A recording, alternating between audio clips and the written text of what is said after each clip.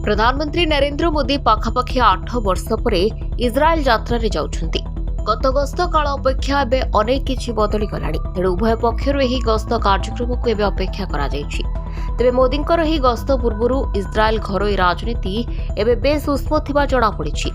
इस्राएल विरोधी दल नेता यार लिपिड प्रधानमंत्री को सीधासलख संसद बहिष्कार धमक दैछंती।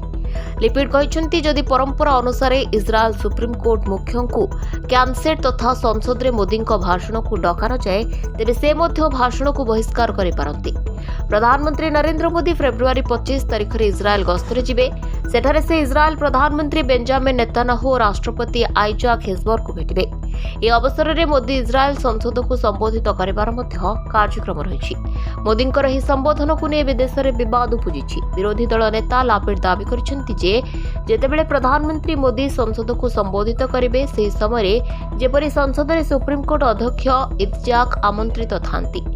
लापिड कहते जे आमे प्रधानमंत्री मोदी भाषण बहिष्कार कथा कहूनाहु, हेले सरकार आमको जाणीशुणी एपरी परिस्थिति रे पकाइबाकु चाहुछंती। इस्राएल संसद रे लापिड कहते आमे ही प्रसंग रे भारतीय दूतावास सहित कथा होइछु, सेही विवाद को नै चिंतित अछंती। लिपिड कहते भारतीय प्रधानमंत्री कैनसेट जोग देबा आम समस्तଙ୍କ ପାଇଁ सम्मान कथा। तेबे से चेतावनी दैछंती जे नेतान्याहू सरकार जदि सुप्रीमकोर्ट अध्यक्ष को ए भाषण रे बहिष्कार करंती तेबे विरोधी दल मध्ये एथिरे शामिल हेबेनी। लिपिड कहते जे आमे चाहुना 100 कोटी जनसंख्यार देश भारतर प्रधानमंत्री अधा खाली कैनसेट सामना रे छिड़ा हंतु। आमे भारत को असहज करबा भली परिस्थिति रे पकाइबाकू चाहुनाहु। तेबे भारतर प्रधानमंत्री यात्रा काल रे विरोधी दल नेता घरोई राजनीतिक असंतोष को उठाइबारु नेतान्याहू सरकार लापिड को समालोचना करिसेंती।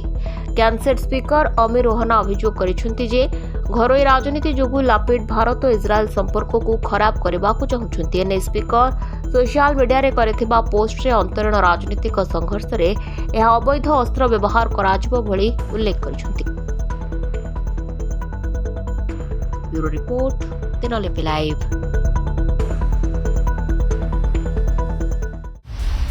दिनलिपि लाइव को एबे ही लाइक शेयर सब्सक्राइब करंतु।